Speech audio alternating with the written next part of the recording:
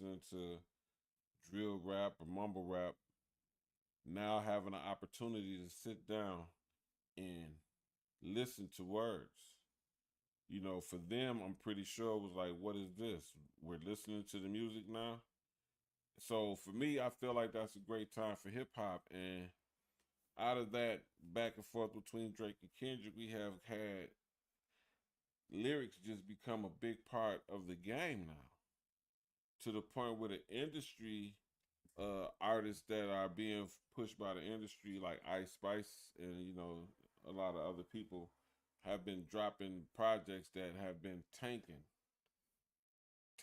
Even ever since the battle, even Drake has been dropping songs that have been not, doing what they used to do before the battle.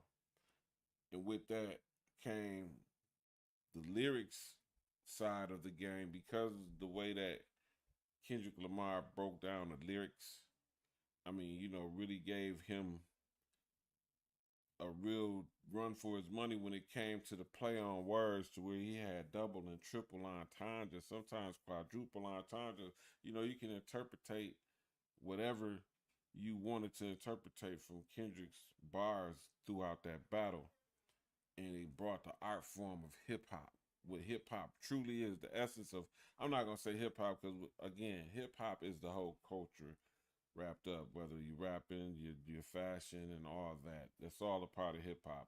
The rapping part, the rap part of hip hop came full circle back to what it was made for: lyricism. What are you talking about?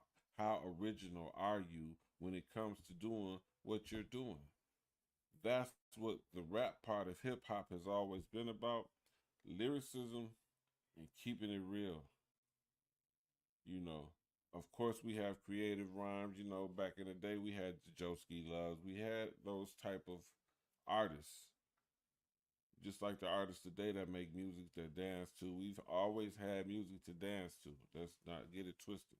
But when it comes to the art of hip hop, the art of rapping within hip hop, it's all about your creativity, your originality, and just how you awe the crowd with what you say, and what we get out of what you say. What's the food that's in that, per se? You know what I'm saying? It was a time when lyrics was like, oh, did you hear what he said? Well, you would rewind stuff three, four, five times, wear your CD out, just trying to see what that artist just said, just liking what he said, just like, ooh, man, did you hear what he said? And that has been lost in this art for a long time, for at least 15 years.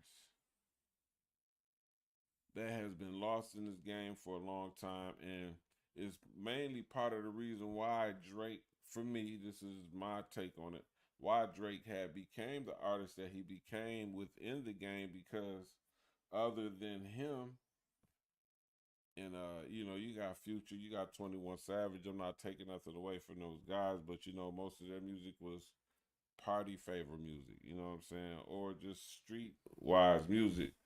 Drake's music appealed to a wide audience of people from everywhere. And because of the things that he was rapping about, it made him the number one rapper in the eyes of the masses that pay attention to the industry when it comes to this music, the music business side of the rap. But now, when it comes to the hip hop, rap, cultural essence of hip hop and rap, Kendrick Lamar has always been right there along with Drake. You know what I'm saying? And it's like there's two. These are two different people. You have Drake, which I would consider to be a rapper. You got Kendrick, which I consider to be a MC. Uh, how could I say? Just he just covers the bases when it comes to the original essence of hip hop. So throughout that battle, we got back into the essence of hip hop, thanks to Kendrick Lamar. And in the midst of that, J. Cole was a big part of that. You know, J. Cole, after Kendrick did what he did on the verse with Future, J. Cole was the first to strike, feeling dissed. And he struck real good. Nobody can deny the fact that J. Cole, when he dropped that 7 minute diss track, that he wasn't going in. He was going in. I was like, oh, this is finna be one. And J. Cole jumped out the gate like, I'm finna go. But then he apologized. And the culture paid attention to that. And a lot of people felt like they was let down by J. Cole for doing so. You know what I'm saying? But after seeing the results of the battle, a lot of people were like, oh, I understand why J. Cole fell back. And then recently, since the battle has taken off, and even in the battle, Drake was sending slight shots at J. Cole, you know what I'm saying, by saying J. Cole the only one that's losing sleep over this, not me. He basically was, in the Drake kind of way, trolling J. Cole, like saying he the only one scared of you. Basically saying J. Cole was scared of Kendrick is what, a lot of people could take it as to mean. But so now J. Cole, after all this, well, the dust ain't settled because the OVO fans, they are definitely still going on with the narrative. They have been dragging the narrative. They have been dragging this battle for the last 4 months. So I don't think they understand that they are the only ones that are dragging the battle. It's the OVO fans that hate the fact that Drake came up on the short end of that battle.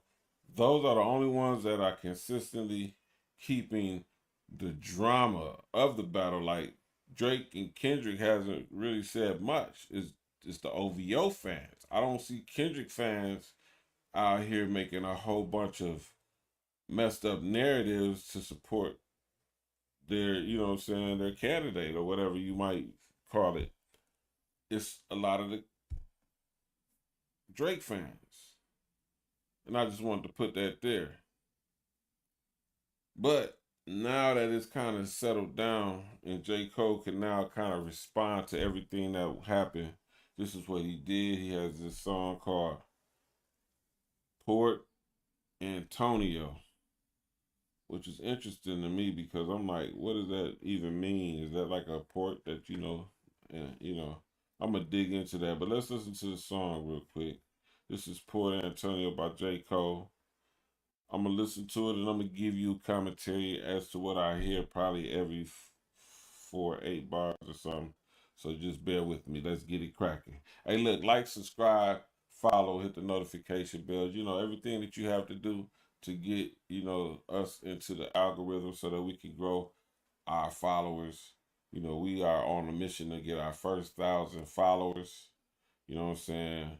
While we shoot for the stars and go for that 10,000 by summertime. Let's put it like that. We need 10,000 followers by summertime. By my birthday next summer, by 4th of July, I need to be busting off fireworks because we have 10,000 subscribers. So I need y'all to help us with that by following, subscribing, sharing, doing whatever you got to do. Please comment whether you like what I'm saying or not. If you disagree with me, if you agree with me, just please comment, man. I really like to get feedback from y'all on what y'all think about this, because this ain't just all about me. Also, I have a podcast that's for the general public, our general public that's on our platform to come on and be on the screen with me. And let's talk about the culture. Let's talk about the things that affect our culture, man. That is called the Unpopular Opinion Podcast, where everybody gets to give their unpopular opinion. You know what I'm saying? Because we ain't popular like everybody else. So, that's why it's called the Unpopular Opinion. Maybe somebody might fall through and hear what we have to say. I said what we have to say, not what I have to say. So if you want to be a part of that, man, just follow, subscribe, man. Stay plugged in, man. Most importantly, sign up for the raphustle.com. Create you a Hustle's profile page, and let's hustle together. You know what I'm saying? No further ado, let's get into this song. J. Cole, Port Antonio. Here we go.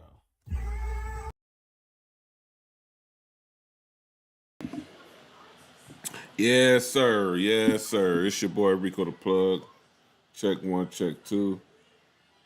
Can you hear me? Okay, my mic is good. What up, folks? It's your boy Rico the Plug with the RapHustle.com. This is an entirely new episode. I was just giving you a recap of one of my episodes just so you can see exactly what we talk about here at the RapHustle.com. We talk about real rap. This is the Real Rapper Rico the Plug podcast. And this is all about real rap, man.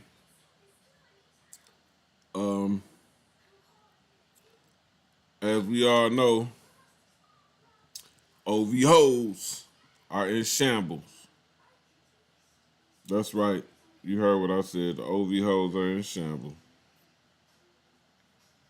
What's going on, Reek? Well, I'm going to show you what's going on. Give me a minute here.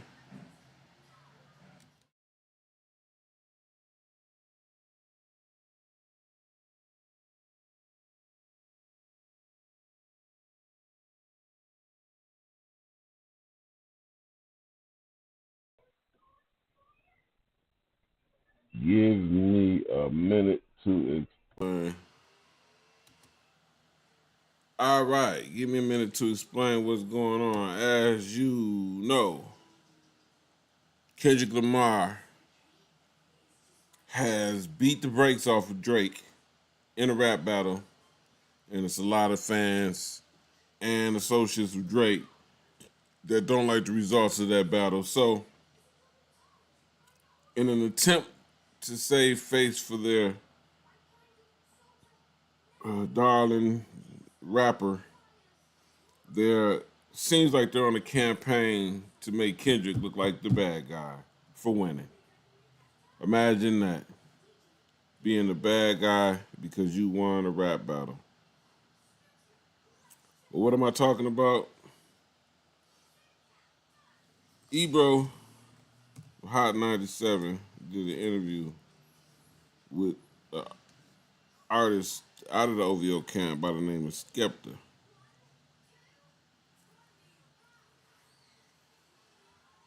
And in the interview, and that's what I was saying earlier, yeah.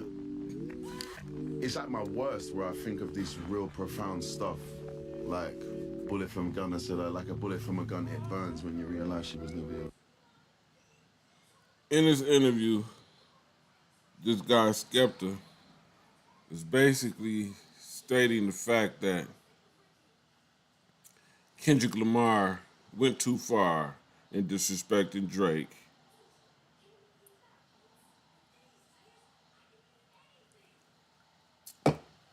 To the point where it's hurting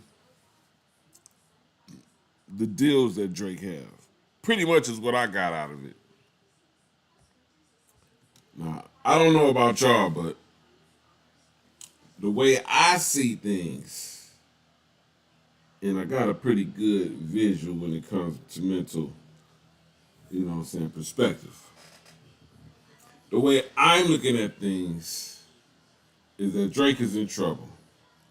Drake is in trouble on that $400 million deal that he got. It's hard for his investors to make a return because of the results of this rap battle. So now they have to go on some kind of campaign to bring the people back in the graces of Drake so that they can purchase and, continue to spend their money on the entity, the likeness of the rapper we once knew as Drake, Aubrey Grams. Why do I say this? First of all, if you take a look at this guy, Skepta, he's a part of the OVO camp. If you look at his hat has owl eyes on it, right? This tells me that this hat is a product of the OVO merchandise campaign, right?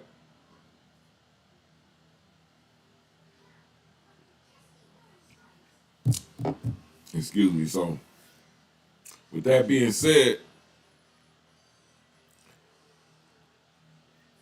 it was important for him to get on Ebro with this merch on, with those eyes looking into the crowd. See, this is all subliminal, man. You know what I'm saying?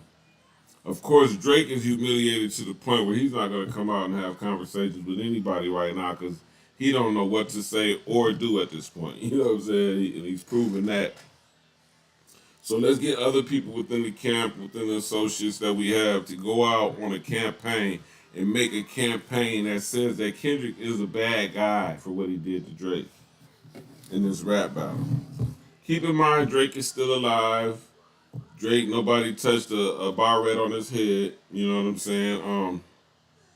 But for some odd reason, the Ovhoes, and it seemed like the Ovhoe men, most importantly, are in shambles about this. Like, it's like the worst thing that ever happened in rap. Basically, the way this guy's explaining it. But let's listen to what he has to say about the situation. You know, I don't know which point in this episode is where he's talking about. And that's what I was saying earlier, yeah. It's at my worst where I think of this real profound stuff. Like, bullet from a gun, I said, like a bullet from a gun, it burns when you realize she was never your girl, it's just your turn. And I remember feeling these lyrics. When I go out like in public and people tell me, oh, this song got me through like a really, I'm like, wow, I had to go through a really dark time to even be able to write that, innit? But yeah, man, if I just want to say, if anyone ever hears me saying anything like just weak and insecure and toxic like that, it's because I was feeling really shitty.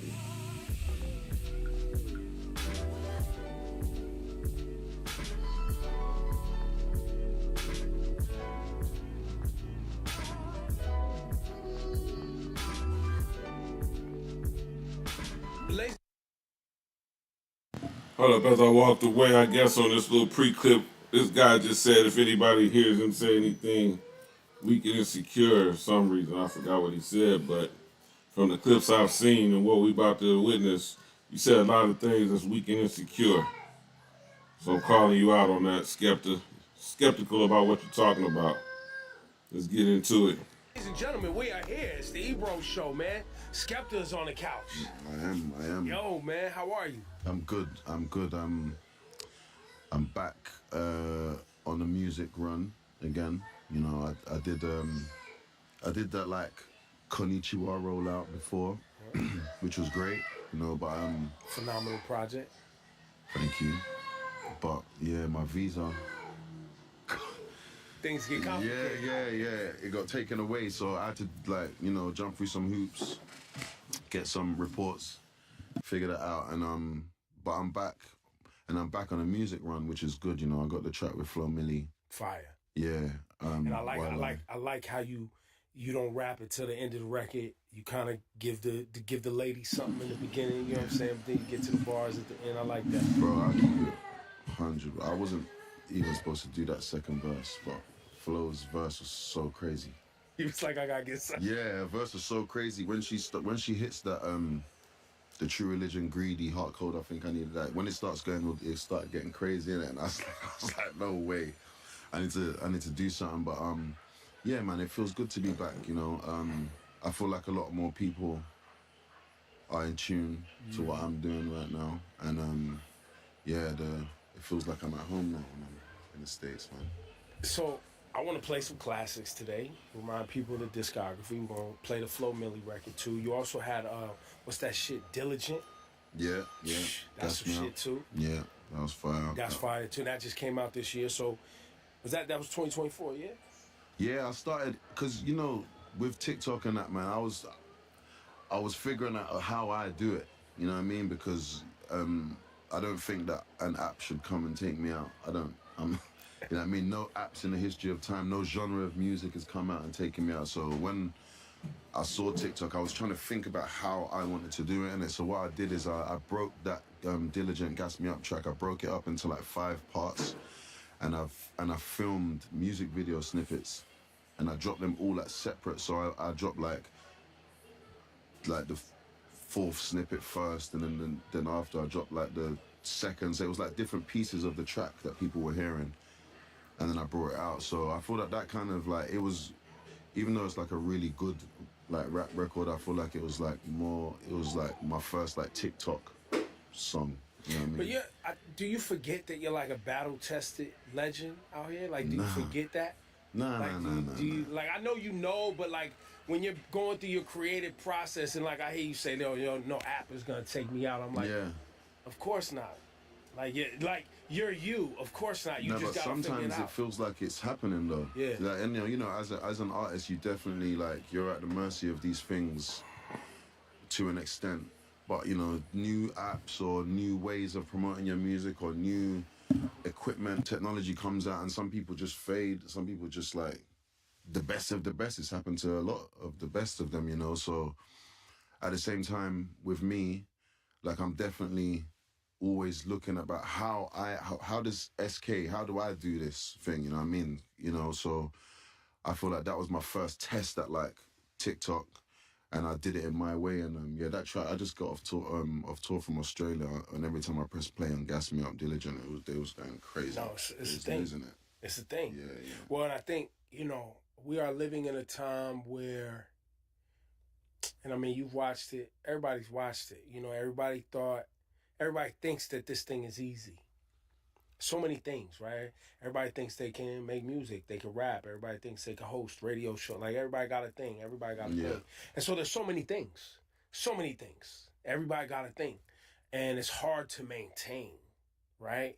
And I think people are looking for some of the people like yourself that they know come from the real origins and had to go through some shit to get to this point in the journey, right? Like, before we started rolling, I was privy to you being a DJ first. Yeah. Like your love for just music and playing music for people. Yeah. And bringing people together, culturally together. Whether you're playing dance hall, whether you're playing house records, whether you're playing hip hop records, like that was your original love, right? Yeah, for sure. My dad used to DJ when I was younger, so it's kind of all I've ever known, just like bass music in the house. Even when I'm sleeping at night, I'll just always hear bass through the walls and stuff like that. So I feel like as an extension of that, I remember my dad had this karaoke, like it was a tape player, but it was a karaoke, but you could adjust the speed on it. Then I had another turntable where you could adjust the speed. So I would always try and mix when I was like young. I'm trying to mix like in the house, and then just like Music 2000 on PlayStation, making like this. I was listening to garage music, house, speed garage, like all that early kind of dance music, And then I think slowly, like how the grime scene like kind of formed was us like we was always like looking for the breaks like on these vocal tracks to MC.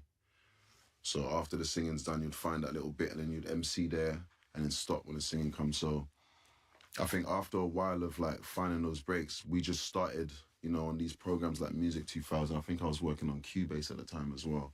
We just started making our own beats, and yeah, I think, it's the blessing of being from London. We're just so like, everybody's so mixed, like culturally, yeah, everything's just really mixed in it. So you're getting elements of everything in grime. You're going to hear samples from all, like, nothing. There's no boundaries, you know what I mean, to what you can sample. So I really count my blessings, and I feel blessed in a way of, like, when I come to do music, even though I know, like, in the end, it might have to go on YouTube or it might have to go on Instagram or TikTok, there's this initial love and this initial magic that I have for it that it doesn't confine me to one genre. It doesn't make me think, oh, I can't sing or I can't rap or I can't speak in a different language or nothing. I just believe that I'm music, innit? So any aspect of that,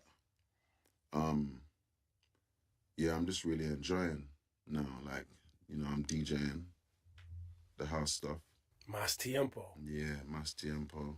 You cracking the mic when you doing them parties? Nah. That's straight DJing. Straight DJ. Yeah, straight DJing. But and I also want to thank you too, because I think you being an MC, also being a DJ, also playing house records, also making hip hop records, grime records, however you want to, all the genres really. You've made all the genres as far as records. Talk about that as not only just a music lover, but an artist, right? Because you are, I think, similar to me. We came up at a time where there weren't really boundaries on what a rapper could do or where hip hop could go, right? Like you even talk like when you talk about grime, when you're talking about finding the break in garage records, right? Like that's the same thing they was doing in the Bronx when they was trying to figure out how to, rock parties was finding breaks. You know what I mean? And I don't know if y'all knew that at the time where y'all was coming up with grime and that movement, but that's the same exact shit. Finding a place for me to tell my story on these records at rock parties already. You know what I'm saying? And so it's cousins in that way. But you're a music lover that pulls from all these different influences, and I think we live in an important time, once again, in hip-hop, in history, in popular music, whatever you want to call it, that this is happening again. I'd say, like, after, it's taken me a while to know myself, innit? I'm an artist through and through, like, I'm just an artist, and even when I try not to be, it finds me in different things, you know what I mean? So I think there's a lot of people out there like me that are inspired by another one like me, you know what I mean? So each one teach one in a way where it's like, I still haven't signed anybody to a label or anything like that. When I know that I could, there's many people that would sign to me, but it's hard for me to sign someone when I want everybody to really find this. You know what I mean? I don't want to son no one. I like having people like under my wing and not under my thumb. You know what I mean? So it's like, I want to show people that everything in this art world, like music, all the genres of music too, innit? Like, people listen to house and think it's some mad, like, German, Russian thing. Like, this is black people music. Very black. From Chicago, Detroit. Like, like Paradise Garage. Like, this is where these places are started. City, yes. Yeah, exactly. Yeah. Like, this is where these names are coming from. Garage and these, you know what I mean? Yeah. So, I think, like, over time, when I've tried to tell people stuff, you get shot down for it. If I say to you, hey, bro, man, just like, do you, bro? Be free, bro. Do you? They're like, all right, he's weird. You know what I'm saying? He's on drugs or something, you know what I mean? Like, but if I just embody it and just be it and be a representation Lead of by it, example. then, you know what I mean? Even if when you're with your group of friends, you're finding a way to all gang up and say, oh, SK's weird, man. Like, he's on some other thing. Like, if you can do it once you're by yourself and you're thinking for yourself and you see me, you'll realize that I'm doing everything that you want to do, innit? In every aspect of it. And it's probably why, like, I've created this, like, I've ended up having this persona where I'm, like, very, like, off and anti. People be like, oh, yeah, he's very... But it's because, like, I kind of know, like, that without all of this stuff, deep down, I am an artist. You know what I mean? Even in my worst times, I'm going to create the best art. So if people... Like, all the stuff that people, all the talking and all that kind of stuff, it's not for me to really get into. I just know that, like, I'm really blessed and I need to keep being the example for that young girl or boy who's sitting in their room one day thinking, man, like, how do I just do me and, like, break out of this, like, network of pessimist, like being a pessimist. How do I break out of this frequency? Or even you know break what I mean? out of these silos and these boxes that everybody puts you in. Because you come from this neighborhood, you got to be like this, or because you look like this, you got to be like this. That's crazy, because I used to think like that, but it's because of the frequency that I was in, and it was me looking at, like, Biggie. You know what I mean? It was me seeing Buster in the Give Me Some More video. You know what I mean? It was me seeing Missy Elliott, like, these people I've never met. Well, I met Buster, but I never met these other people. They don't know how much they inspire. I'm sitting here right now because of these people, you know what I mean? So, and they never told me how to do it. They just were embodying it. And it was just for me to, like, find time. There's this quote that I love. It says, when the student is ready, the teacher will appear. Because they just have to keep doing that. And when I'm ready, I will find the lesson in that person. But it's not for them to really care about explaining it to me and making me feel welcome and no, if I don't understand it, well then see you next time, innit? So yeah, I'm just like on a real. It sounds like to me like they setting this interview up for what's to come earlier. What we all know, the guy said. I've been watching this from the beginning. Right now, what this guy is talking about, the fact that he's on the other side of the pond, watching what's going on in the United States and how it encouraged him to get into this rap thing and, you know what I'm saying, be a part of this culture, even though he's not from this place. You know what I'm saying? By him saying he was inspired by Busta Rhymes and Missy Elliott and things like that, I could see where he's going with this, basically saying that we are all the same. You feel me? That they are like us. But I think people are missing the interpretation of the song. They're not like us.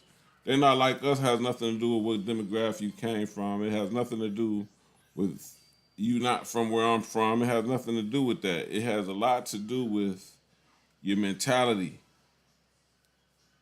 You know what I'm saying? Like, if somebody is willing to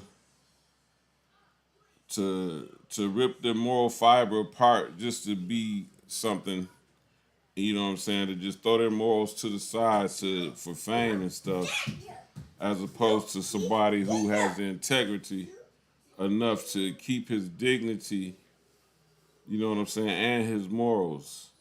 That's why Kendrick said that's what the meaning of the song was to him. And even though Drake was the subject of the song had nothing really to do with Drake. It's just, if you see eye to eye with my values, then you are like me. If you don't see eye to eye with my values, then there's no way that you can be like me. We're not the same.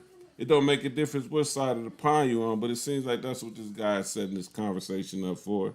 So let's get to it. Real um like a shooting star mission, man, until I burn out. I love that. Of just being a representative and somebody who embodies greatness and being an artist for real. Let's get to that flow, Millie. Yeah. What's the name of it? Why lie? Why lie? Because she gonna lie to herself anyway. Yeah. That's, yo, listen. I know, man. I shouldn't be saying stuff like that. Yeah, that's crazy what he said in this song. I was like, wow, I've never even heard it put that way. It was just a mad. And that's what I was saying earlier, yeah. It's at my worst where I think of this real profound stuff. Like, bullet from a gun, I said, like a bullet from a gun, it burns when you realize she was never your girl, it was just your turn. And I remember feeling these lyrics when I go out like in public and people tell me, oh, well, this song got me through like a really. I'm like, wow, I had to go through a really dark time to even be able to rap that, innit? But yeah, man. If I just want to say, if anyone ever hears me saying anything like just weak and insecure and toxic like that, it's because I was feeling really shitty. But that's a human experience. It's a human experience. Yeah, it's forgive me, man. You gotta be human. Yeah. There's nothing wrong with it, man. Why lie, man? Don't Why lie. lie? Why lie? Why lie? Yo, And they think they slick with the title on this, you know, Skepta, why lie? You know what I'm saying? Then segueing into what he's gonna be saying about Kendrick Lamar.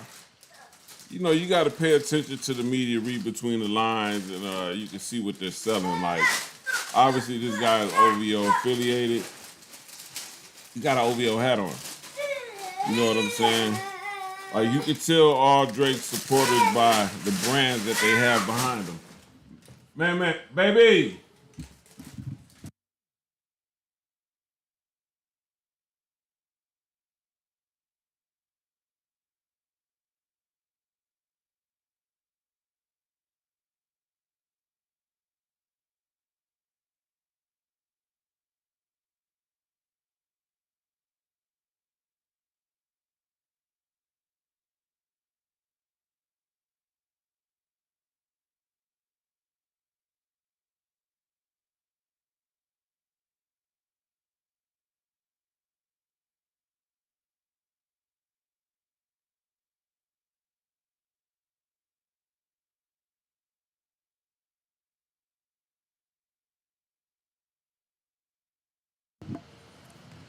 Had a moment there, my son got out of hand.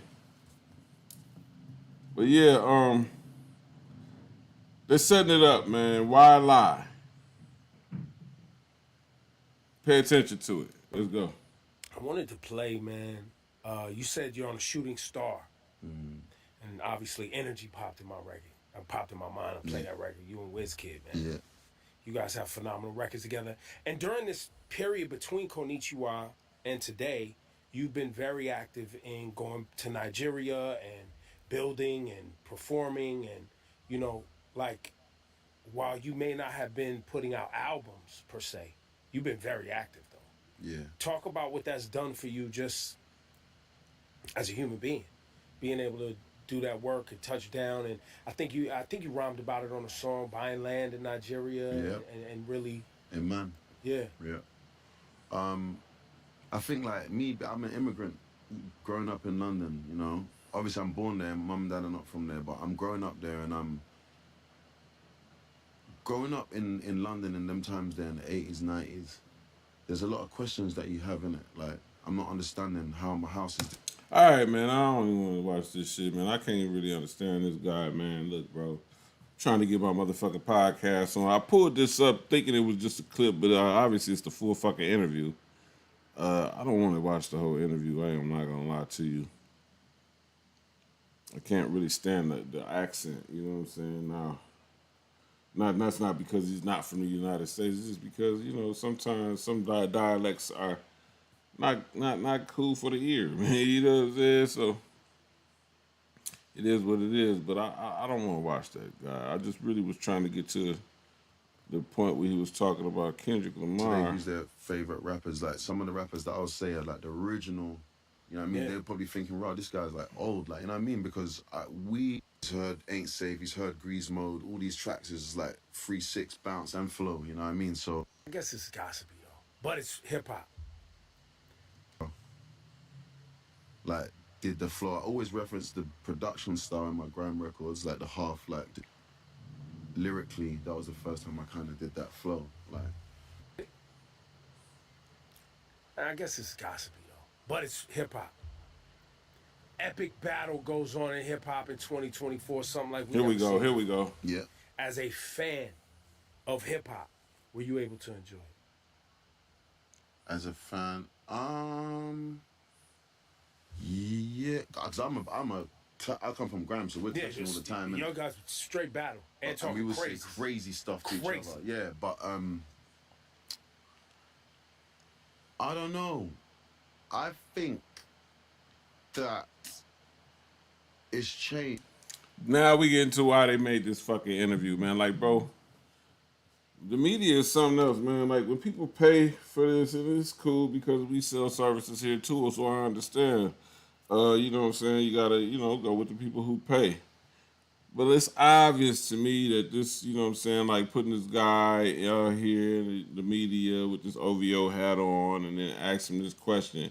You just said that you were a part of battle rap and you said some of the wildest shit to people.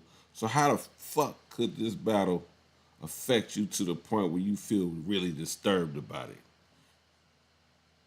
As if Kendrick threw shit on that boy's face. Which he, like, lyrically did, though. But I don't get, you know what I'm saying? Like, these Ovhoe dudes be hurt, bro. Check it out. Changed now. Yeah, I think it's changed. After Because- that battle, or Nah, like, since I was clashing, I think it's changed. Like, and probably this battle, what I just saw is probably what is hit the nail on the head for me, where it's like, when stuff gets said like that now, today, it's more personal. yeah, Yeah. I think there's something there was about... a lot of lying on it. There was a lot of lying. People was just saying There was one shit. They was just saying K-Dot, shit. there was one K-Dot diss track that came out, and I was like, oh, this is over. Like, this isn't rap. This isn't a rap. This ain't clashing anymore. No, they don't like each other. This is over. Like, Yeah. they don't like each other. It's Yeah. clear. I can hear it. Like, Yeah, I can yeah. hear it. Like, where you been for the last 10, 11 years, man? You know K-Dot and Drake don't have a liking for each other artistically. I'm not saying personally. I don't think Kendrick gives a fuck about Drake. You know what I'm saying? Lyrically, I think that, Kendrick speaks for himself on how he feels about Drake. So, it is what it is. I don't understand why you act like it was a surprise to you. You know what I'm saying? But let's go. In his voice, he doesn't like Drake when it sounded like you two just really want to see each other and do each other something. Yeah. Yeah. But I was like that with Hit 'Em Up. And I even said the same shit. It didn't sound like to me that Kendrick wanted to see Drake and do him something. Uh, of course, he did say people like him should die, which, let's be honest, in the minds of everybody, if somebody is a pedophile, if somebody has the traits of a pedophile, and they around you, you would be like, man, dude, you really do not have no space in this around me. You have no space in this world around me to be around me. Him saying he should die, part of the fucking battle, bro. It ain't nothing to, you know what I'm saying, man? Rappers rap about killing all the time. Kendrick never said I should kill you, so how could you take that as if he just personally want to do something to the man? Another thing that people fail to speak on is the fact that after Kendrick said everything that he hated about him, he also said everything that he loved about it. I love to see you get success. I love you when you sing, and I love when you are being yourself, pretty much. I hate to see you be that other person that I know you're not. I was on tour with you. I know that's not you.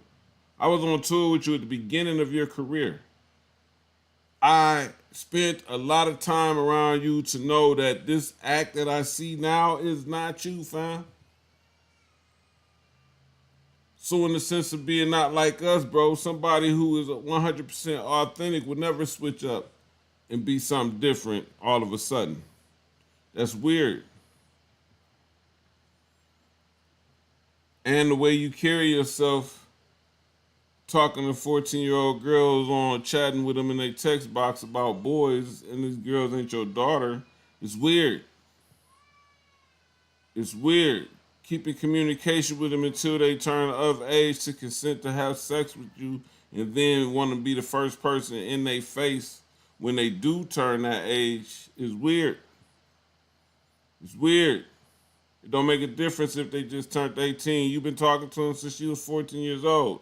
If you was talking to this lady since she was 14, 16 years old, and now she turns 18 and you want to be the first person to take her on a date, bro, you was grooming her. You liked her the whole time you was talking to her, bro. You just waited till the moment that she turned 18 so you could try to be the one to take her virginity. That is pedophile activity, fam. So what, you didn't, okay, well, she was 18 when I did it, so fucking what, nigga? You was lusting for her since she was 14, 16 years old is what that shows. Because if you really had respect for the young lady and you really cared about her like you was trying to portray to her that you cared about her while you was grooming her, then you wouldn't have never even thought about having sex with her. You wouldn't even never thought about taking her out on dates. And then putting them in songs, acting like they hurt your fucking feelings, bro.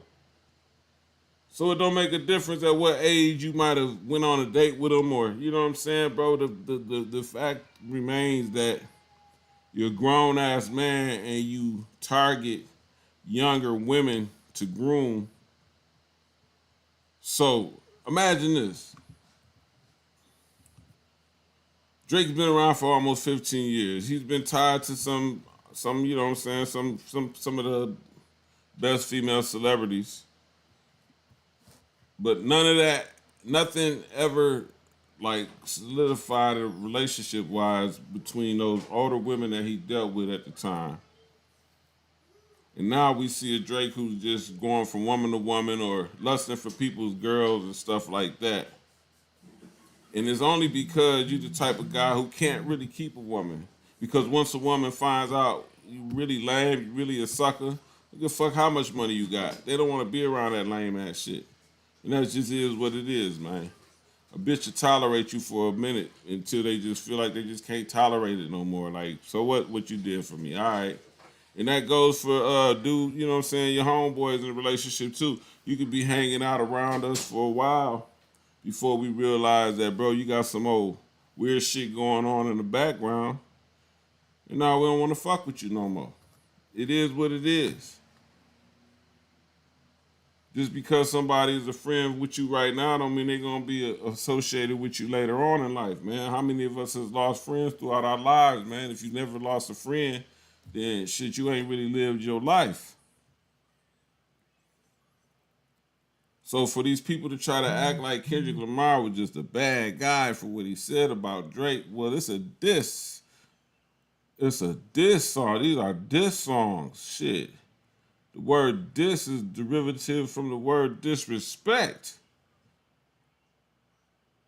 So if I disrespected you more on this diss track, then guess who fucking won the diss?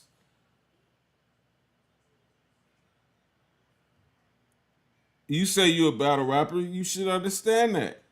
Now all of a sudden everybody's upset. It's not upset because Drake lost that battle. They're upset because Kendrick tarnished his image to the point where the man can't make no money off those shoes and the merchandise that they had planned to roll out right before the beef happened. Has anybody bought a pair of those shoes yet? You see anybody running around here with them orange shoes on? Them orange Ovhoe knocked those shoes from Nike. Nobody. People really don't even understand that last video that Drake put out. That wasn't a video. That was really a promo for his Ovhoe gear. That's why they shot it at the mall, to try to galvanize his fan base to go purchase them products, because that's the only way Universal is going to get their money back. This is the only reason why we signed a $400 million likeness deal. A licensing on your likeness, which means everything that we do with your likeness, we want to make money off of it. Those shoes, that clothing line, all that was a part of that. It wasn't really about the music because they know that they can't make money off the music. And now, not only can they make money off the music, they can't even make money off the merch. So these Ovhoe groupies are hurting, especially if they on the inside, because now the checks that was coming in and the money that was flowing in is looking like it's in danger right now, because the investors is like, man, what we gonna do about this, bro? You got to do something about this, which is why this guy has an Ovhoe hat on with the owl eyes. They hoping that people see it and be like, oh, that's a dope ass hat. I need to go buy that. I need to go purchase that. And Drake will have some people who do purchase that, but his likeness is not good enough to sell the merch that they want to sell to get the return that they was looking to get. See, at the time when they made this deal with him, he was at the top of the fucking charts. He was the top guy in the rap world. So they made a deal like this because they was planning on making Drake like the Jordan of rap, the Michael Jordan of rap. Everything we put his name on is selling. We're going to make millions and billions off of just selling his image on everything. But because he couldn't keep it a friendly fade, and he decided to say, you know what, I'm going to humiliate Kendrick and talk about him beating his wife, which I have no fucking proof of. Him, his wife being his best friend, his son being his best friend's kid, which I have no proof of. Because he decided to take that route, now all of a sudden, Kendrick strike back, and none of those allegations hurt Kendrick's deals. Nobody looked at Kendrick and was like, well, yeah, it kind of looked like you've been beating on Whitney, or it kind of looked like, that might not be your child. Nobody did that, but everybody looked up under the curtain and was like, Drake, it looks kind of, you look kind of suspect. Is that Kendrick's fault? No. Because he told you it's something you don't want to do. If you take it there, I'm taking it further. That's something you don't want to do. I know shit about niggas that make Gunna Wanna look like a saint. He told you this. And you decided to jump out the window and talk about that man's kids, talk about his wife, talk about his business partners. So then when he slapped you in the face with the truth, I'm telling you, the boy bowed out because that nigga Kendrick had him up against the ropes looking at himself like, oh my God, this dude sounds just like me, which is why he's acting the way he's acting now.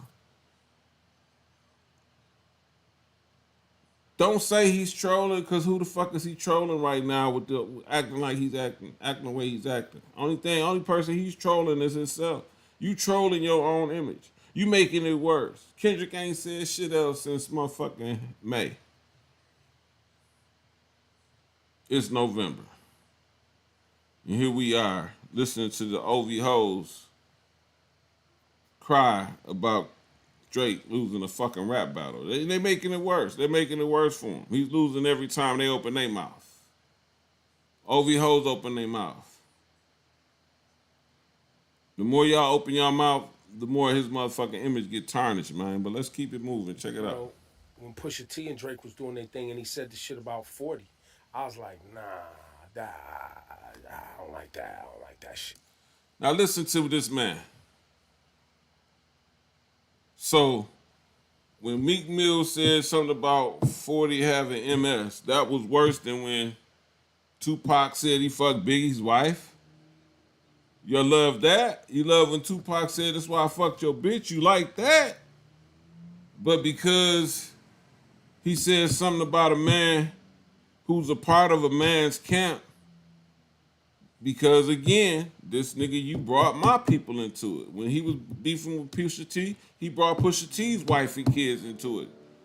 Well, shit, nigga, you ain't got no wife and kids. The only people I can talk about is the people that I know that you around, which is your producers and the people in your camp.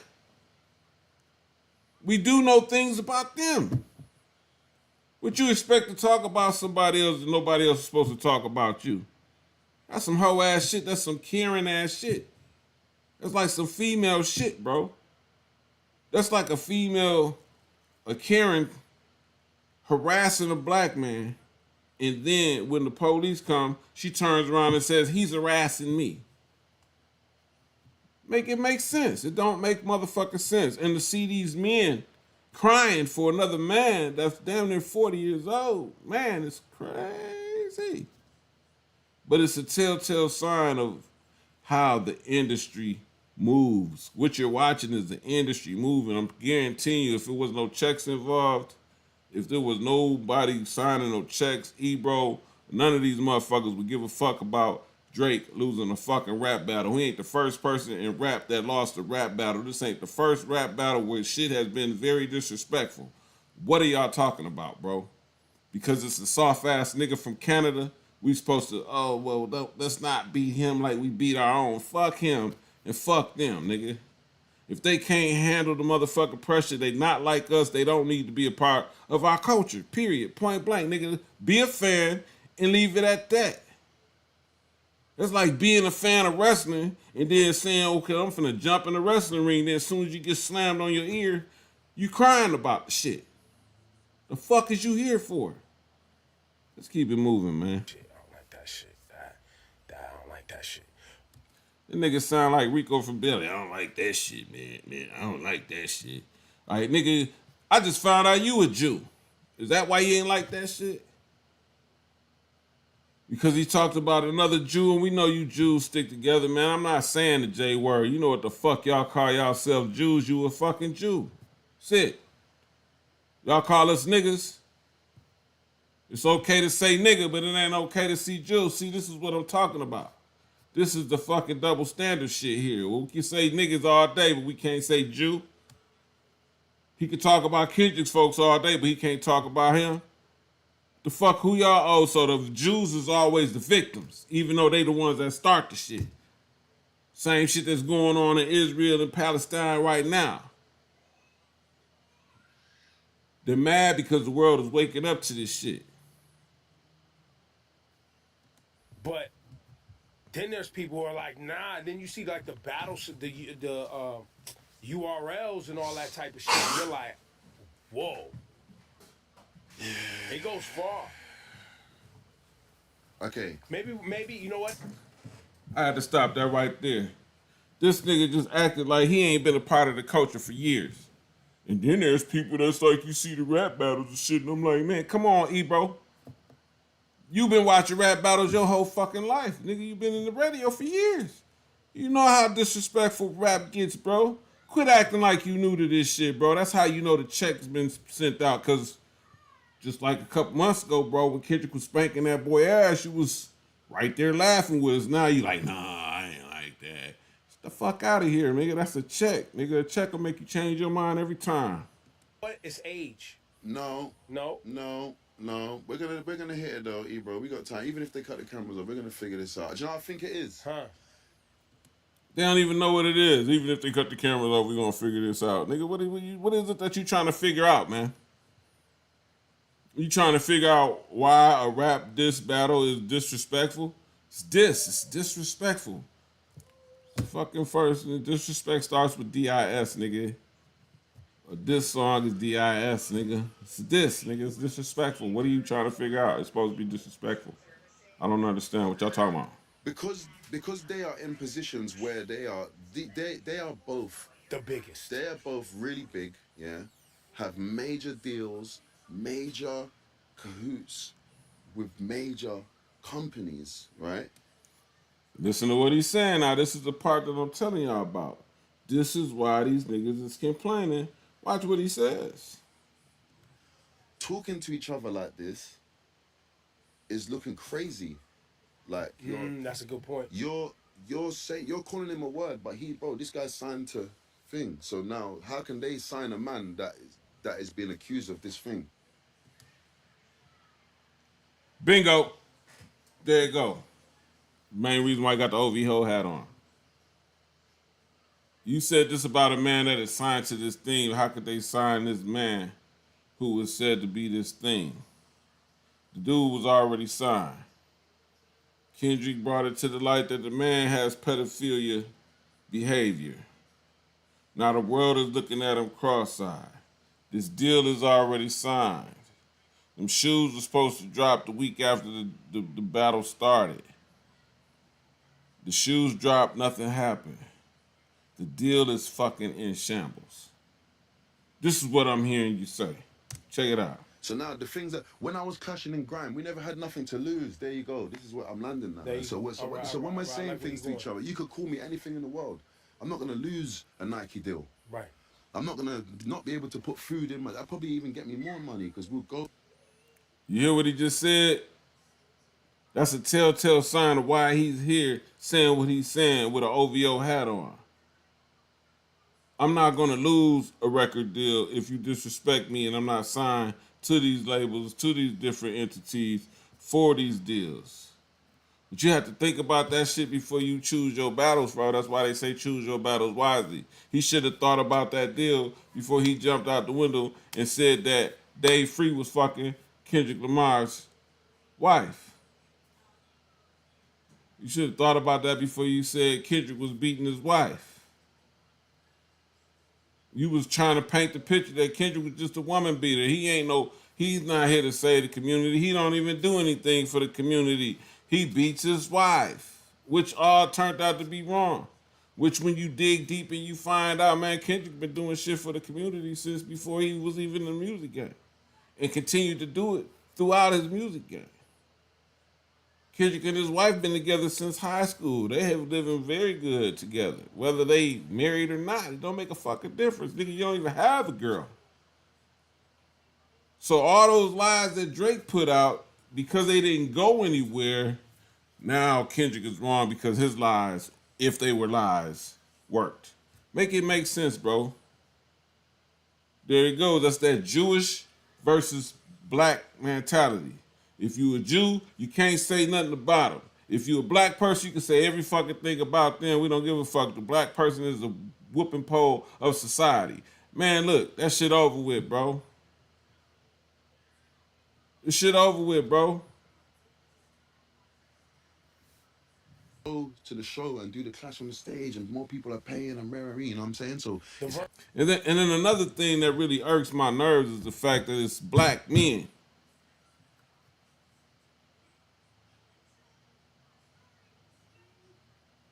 Bending their knees like this for this nigga. They wouldn't even do this shit for their own brother.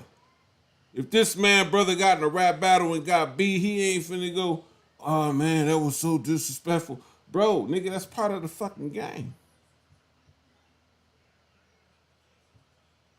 If Drake would have won this battle, would we be hearing this shit? Even with the shit that was said, no, we wouldn't be hearing this shit. But because Drake came out on the other end of this battle and he's a Jew that had ties to these Jews that's fucking up these Jewish people money, we gotta have a campaign to make it look like Kendrick is the bad guy. The black guy always has to be the bad guy. Fuck it, we'll be the bad guy forever. If that's what you want us to be. But just know and understand that you can't stop God's plan, man. And all this was God's plan, man, to show who's the liars, man. And it wasn't just about Drake, man. It's about this industry, bro. This shit is bigger than Drake and Kendrick Lamar, man. Now they saying, oh, Kendrick's more industry than Drake. Oh, because he's submitted his songs for Grammys. Like, if you was an artist and you wasn't signed to a label and you had a great run on your song and you had the possibility of possibly getting a Grammy on it, you wouldn't. Yeah, of course you would submit it. Oh, because Drake don't submit his, so that's on Drake. The fuck that got to do with everybody else? Another reason to say he's not like me, nigga. I'm gonna submit my shit. He's not, so he's not like me. What point are y'all trying to make with all this dumbass shit? Version they was doing was hurting. It's hurting what we've built. Bingo. Kendrick hurt what they built. You see how he said it's hurting what we've built. And he got an OVO hat on. You wouldn't be complaining if them folks that was in charge and power wasn't saying, man, y'all better figure this shit out because we're going to have to take all this shit back.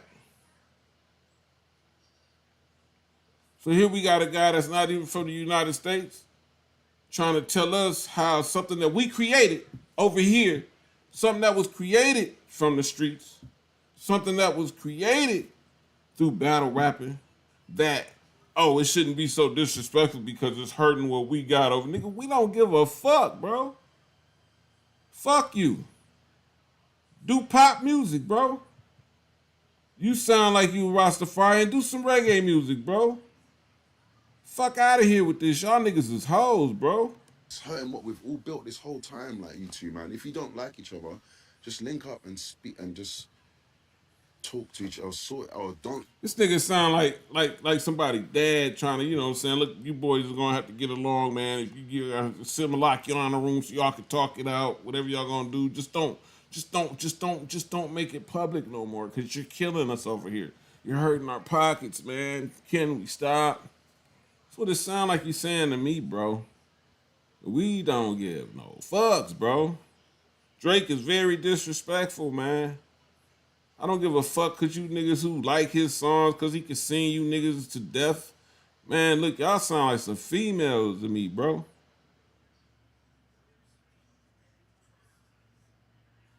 You can't be the mob ties. You gonna make me not catch a body like that and all that shit, but then you crying cause you lost a rap battle, nigga.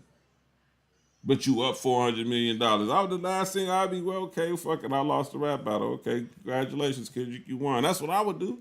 And keep it moving, bro. That's how you show that you have some kind of integrity.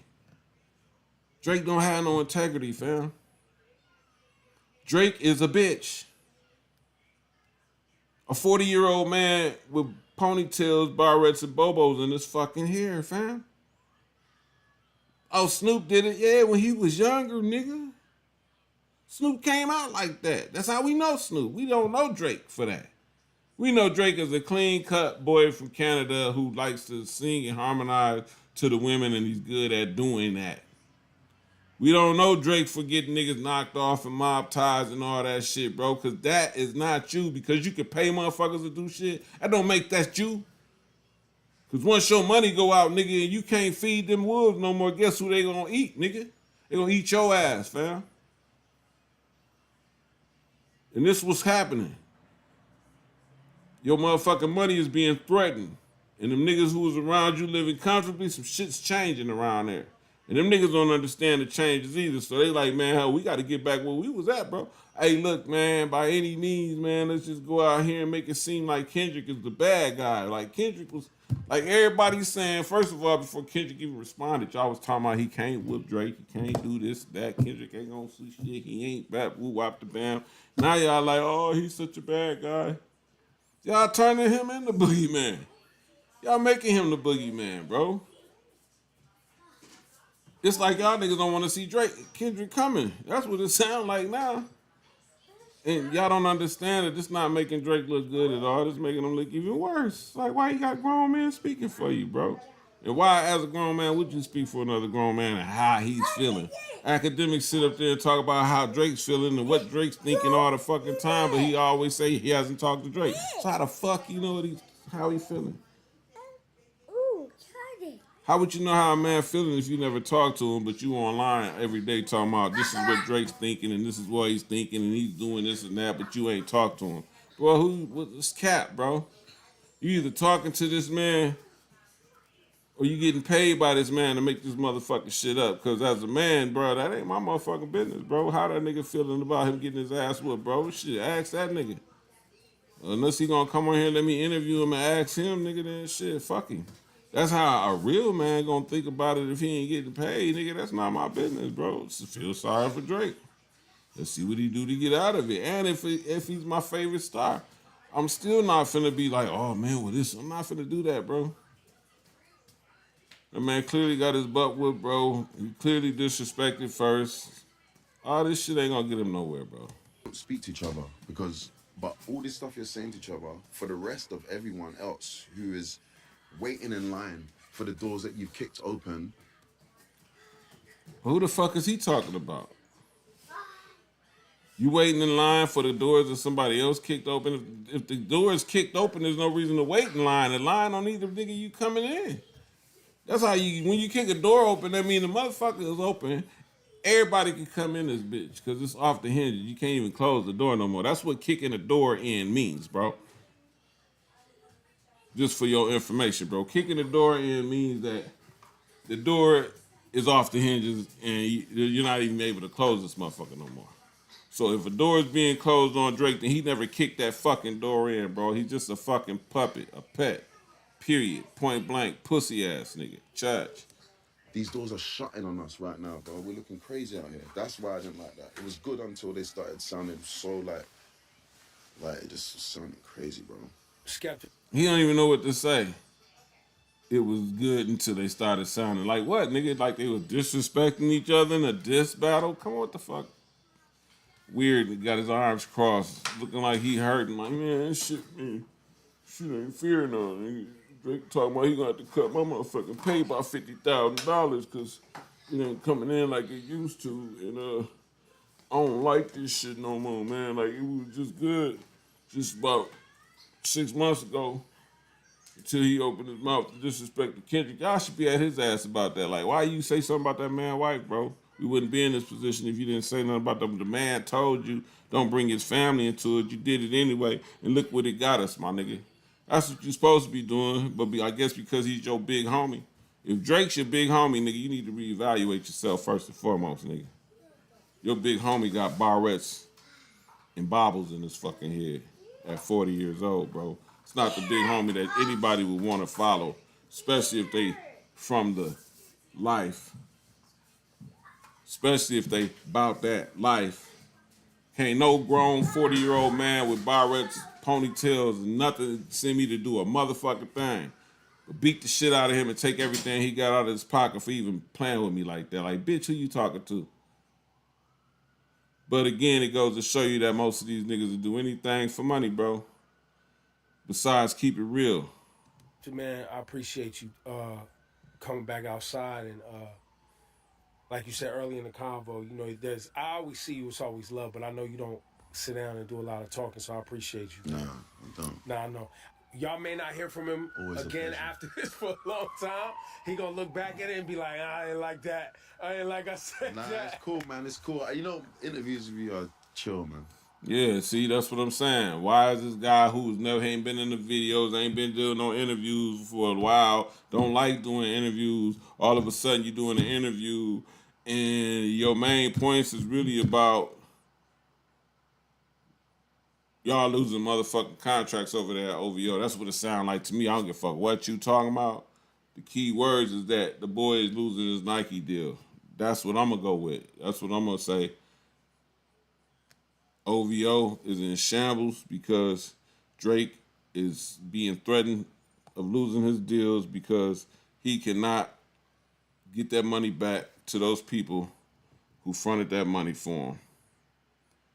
So that's what I wanted to speak on with that. Let me know what y'all think about that. Make sure you sign, subscribe, hit the like button, do all that what you need to do, man. We on a mission to get our motherfucking numbers up around here. So please come get them up with us. You know what I'm saying? Sign up for the raphustle.com and let's hustle together. If you got any content and stuff that you'd like to be promoted and marketed, we do have professional marketers and promoters within our realm of associates and affiliates that can help you get where you need to go as an artist, model, entrepreneur, whatever you do as a freelance, independent entrepreneur, content creator in this space of hip hop. So the hip hop fraternity, of course, that's our networking organization, but the raphustle.com, sign up, create your hustles profile page, and let's hustle together. I want to get into some other stuff. The Young Thug situation. I need to speak on this Young Thug situation. As we all know, Young Thug recently took a plea, 15 years for probation. If he violates his probation, he's got 20 years over his head, which means that he could end up in prison for 20 years if he violates his probation one time. Would I, in his position where he was standing at that moment when he took that plea, would I would have took that plea? Me, myself, personally, no. Not seeing the way that the trial was going, I wouldn't have took that plea because it was a great possibility that that whole thing was screwed up and that they was going to be setting him free. Of course, it would have took another 3 months, but 3 months versus 15 years, I could wait 3 months, especially if I've been in here for almost 3 years. I know it was important for him to get home to his family. You know, Christmas and the holidays is coming up. And the worst thing for anybody who's incarcerated is being locked up during the holidays. That's the worst time to be in there during the holidays or your birthday. So I understand why most people would take a plea deal like that, but because of the charges and because of what was being implemented in this case, I don't think that Young Thug should have took the deal, and I'm gonna say why. Like I said, it looked like they was gonna have no choice but to find him not guilty or have at least a mistrial. And when you get a mistrial, then you do get an opportunity to get bond. You know what I'm saying? Usually, but I know Georgia don't play fair. Either way, I don't see that the way the trial was going that they was gonna find him guilty.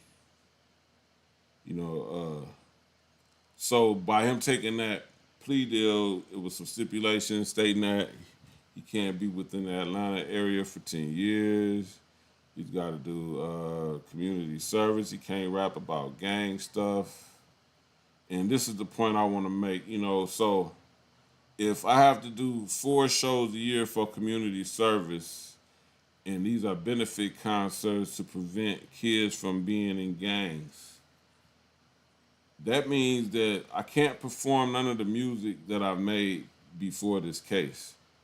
Because most of my music is, you know what I'm saying, pertains to sliming and, you know what I'm saying, being a part of the, you know what I'm saying, the streets and that culture, right?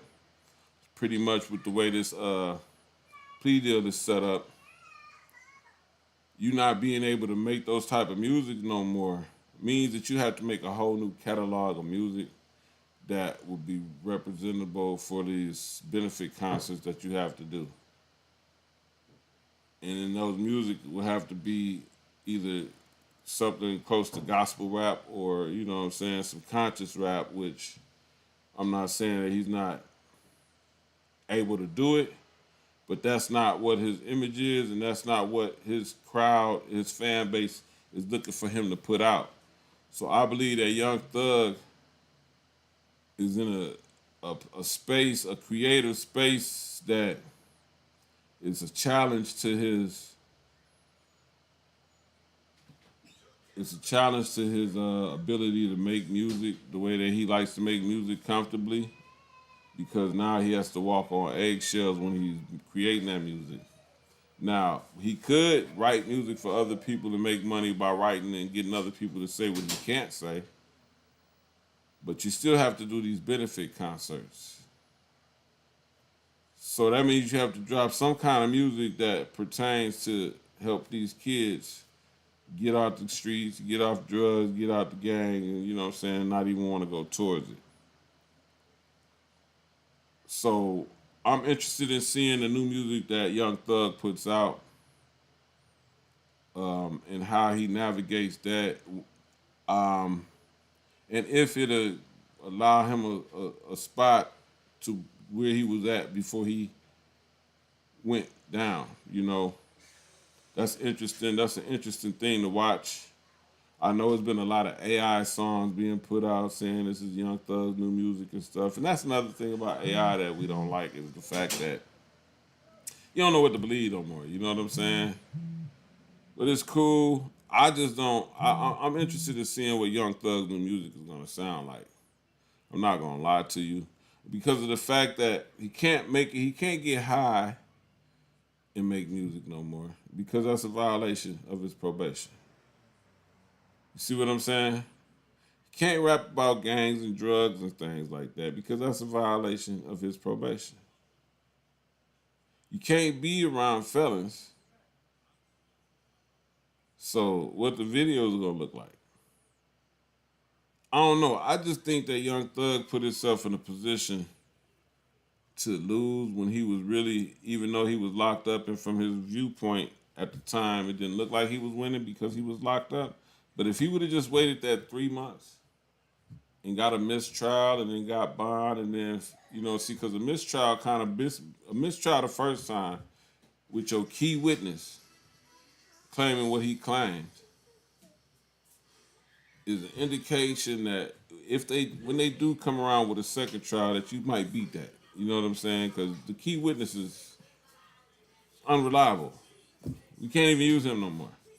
So now we have to go with evidence. And from what we all seen, they really didn't have no evidence. So I think that he should have never took that plea deal. I think he should have waited that 3 months out, caught him a bond, and got home. But I know, like I said, Christmas is coming up, so everybody wants to be home for Christmas. You know what I'm saying? So there's that on that. Now, I want to get to some more things. Let me see. My videos. Want to get to something else here. Let me get to this right here. I seen an interview today on Effective Immediately with Ice Cube,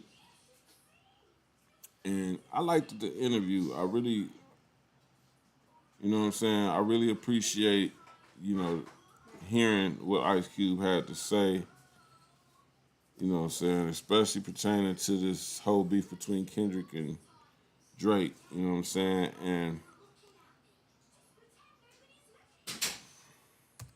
DJ Head had basically hit on the fact that in his new song he said he was the Kendrick before Kendrick, you know, and I agree with that, because when you think about, you see, Effective Immediate podcast, Ice Cube. When you think about Ice Cube's career in music and in entertainment altogether, he has been behind the scenes, humble, creating music, movies, basketball franchises and all type of other things. And he's always been quiet, humble about his approach when it comes to even communicating with people in interviews and just being out and about doing this thing. You never really heard too much bad things about Ice Cube and his personality being off. Oh yeah, of course you've heard the stories from the dudes that's from the streets who feel like he did them wrong and he left them and he a sucker because he don't fuck with them no more. Of course you're gonna hear all that because people tend to not understand that sometimes you got to get away from certain people, man. Like, what I'm saying, no matter how much love you may have for this person might not be suitable to be around you when it comes to this business. You know what I'm saying? Because, like, you can have a cousin that you love so much, but you can't take his ass everywhere. You know what I'm saying? And everybody can't go. It is what it is, man. So, other than that, Ice Cube has had a smut-free existence in this game, and he's also been a catalyst to catapult other people's careers or people who didn't even have careers to bring them into the forefront, in front of the people. So Couldn't get played on the radio. I want to sit back and I appreciate it. Okay, so this conversation. I appreciated the conversation, and I agree with him when he says that he was the Kendrick before Kendrick because of the fact that, like I said, he's been humble. You haven't really heard no rah rah from him. Ice Cube only came out with music when he come out with music. When you come out with something, that's when you hear from him. Other than that, you don't see him. Just like Kendrick, and just like I could see going forward with Kendrick, Ice Cube introduced us to a lot of new talent, whether it was music, acting, or such and such. Everything he's done, he's always let people utilize his success to become successful, which is something that a lot of people in our culture don't do. A lot of people in our culture are selfish and they only focus on them and their immediate circle. You know what I'm saying? There's really haven't been anybody like Ice Cube in our music game that has transcended from different uh, genres of from music to movies, and in the sense of doing so, put other people on with it. Like Ice Cube is responsible for bringing us people like uh, Cat Williams, Mike Epps, Tiny Lister, you know, shit, a lot of people making them household names, man, And I think Kendrick is doing the same in the fact that because we gravitated towards Kendrick Lamar, we got an insight into the TDE world and the people that's affiliated with TDE. And I say that because this podcast is called Effective Immediately. Is a podcast by DJ Head, which is an affiliate of Kendrick Lamar and what's the girl's name? Gina Views. Gina Views used to be on No Jumper. I've never watched her on No Jumper. I've recently realized that. But one thing I like about this podcast, and this is because when you watch this podcast, it gives you the sense of like you watching your homie, like you're sitting there watching this with your homies, you know what I'm saying? And your homies is interviewing the people that you like. So we're gonna get into this Ice Cube interview on Effective Immediately with DJ Head and she gonna hurt me. Gina Views. And I love Gina Views, man. Gina Views is like my new inspiration, female inspiration online, man. She's funny as hell. And she just kind of makes the interviews a lot more interesting because of her personality. So let's get into this Effective Immediately Ice Cube interview. Yo, it's Effective Immediately. I'm DJ Head. What up, Hip Hop Nation? It's your favorite homegirl, Gina Views. Man, a legendary day today. Something I've been waiting for many, many, many, many, many, many moons. An idol, a legend. One of the reasons why I do what I do, and I say what I say, and I stand on what I stand on. the legendary Ice Cube has joined the show. Yeah. Man, thank you, bro. Not for being here, but thank you for just being who you are. You know what I'm Appreciate that, man. Thank you for having me, and thank you for being who you are. But I'm the most biased nigga in the industry. I am one of them people who I say West Coast. I say it with my chest. I throw the dub up. I'm unapologetic about it. Beautiful. I talk a lot of shit. Yeah. And I prioritize our music. And Good. I've taken a lot of bumps and bruises over the years.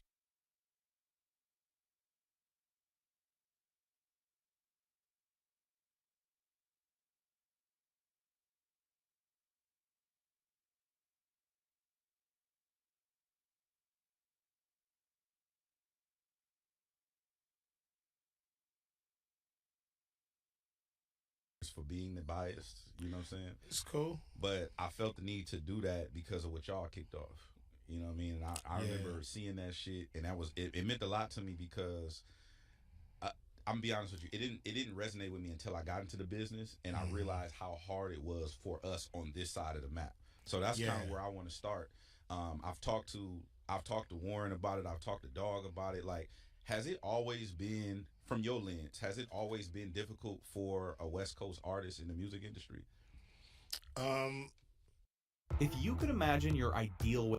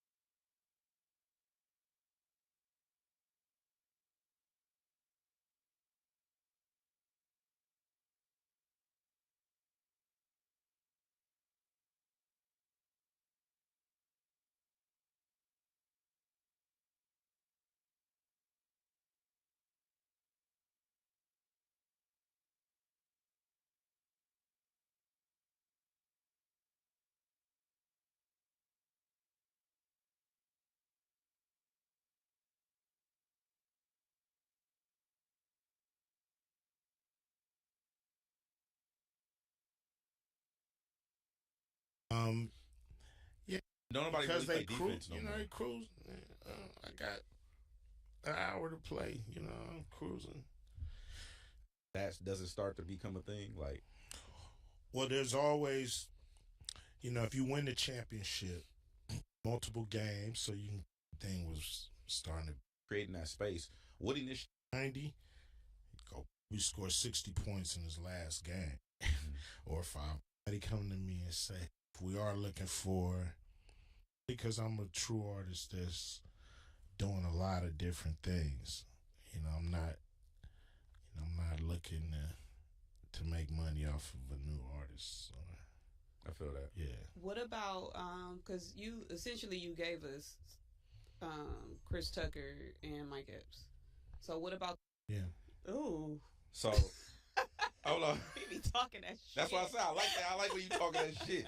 So when you write these records, like you in Snoop Dogg's voices, yeah, in response to Kendrick Lamar, did you find that disrespectful, or is it like no? I mean, AI is whack. So yeah, AI. Anybody you have these double meanings, and you might want to say one thing, but you damn sure don't want to say. Inspires you. Juggling multiple client sites? Supercharge your productivity with AI to create. It's the best part. To create something from scratch out your mind. That's how the universe was created. It's something that's in your mind. You can. I used to hate when the finals was over. No basketball. Just nothing. Inspires you to create. Even after your death. It's been. What do you think is different? Yet. Okay. The other teams. Young artists. Do you have your? And so, I started shooting it yet, so I wouldn't listen to them. So IMBD this is a. It may, but it's easy. Reshuffle your team a little. Basketball, where the last 2 minutes last